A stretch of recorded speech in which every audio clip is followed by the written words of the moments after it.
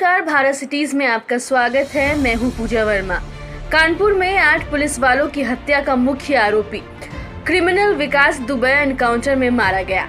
विकास के एनकाउंटर के बाद ईडी ने यूपी पुलिस से विकास दुबे की संपत्ति की सूची मांगी है।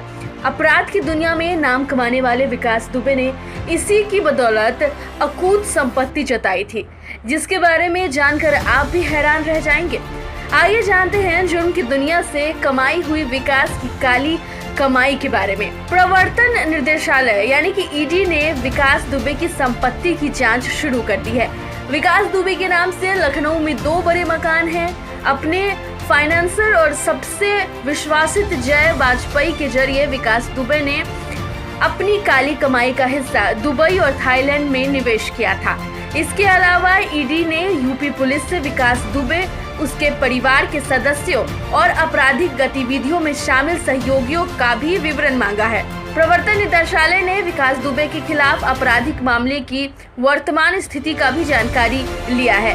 संपत्ति की छानबीन में एक और बात निकलकर सामने आई है। बताया जा रहा है कि वाजपेयी ने इस 2% को 5% छूट पर मार्केट में दे रखा था। विकास दुबे के परिवार के सदस्य अच्छी जगहों पर हैं। विकास दुबे अपनी पत्नी ऋचा दुबे को नेता बनाना चाहता था, इसीलिए उसने ऋचा को राजनीति में भी भेजा था। ऋचा दुबे से पुलिस ने कई मामले में पूछताछ की है और खासकर नेताओं और व्यापारियों के साथ संबंध को लेकर भी पूछताछ हुई है। विकास दुबे का राजनीति में अच्छा दखल था। चुनाव के समय नेताओं को वोट बैंक के लिए विकास की जरूरत पड़ती थी और सभी वहां हाजिरी लगाते थे। विकास अपने इलाके में लोगों की खुलकर मदद करता था, इसी वजह से कई लोग उसका समर्थन भी करते हैं। विकास दुबे की पत्नी ऋचा दुबे जिला पंचायत सदस्य है, लेकिन वह कानपुर की बजाय लखनऊ में रहती हैं।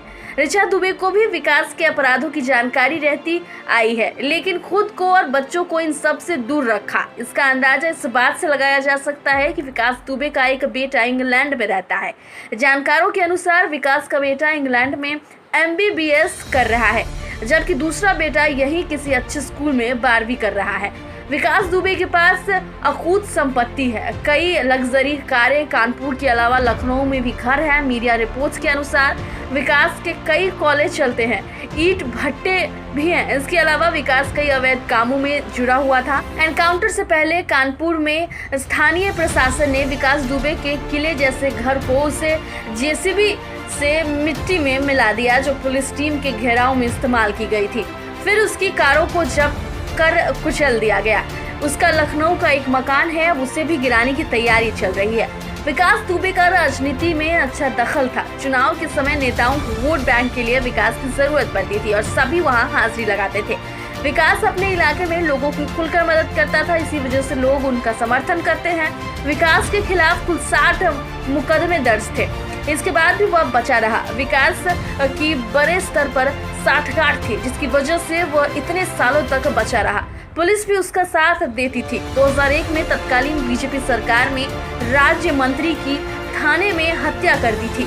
इसके बाद से थाने में मौजूद सभी पुलिसकर्मी गवाही से मुकर गए थे। फिलहाल इतना ही। ऐसी तमाम खबरों के लिए भारत सिटीज के YouTube चैनल को सब्सक्राइब करें और बेल आइकन दबाना ना भूलें। नमस्कार।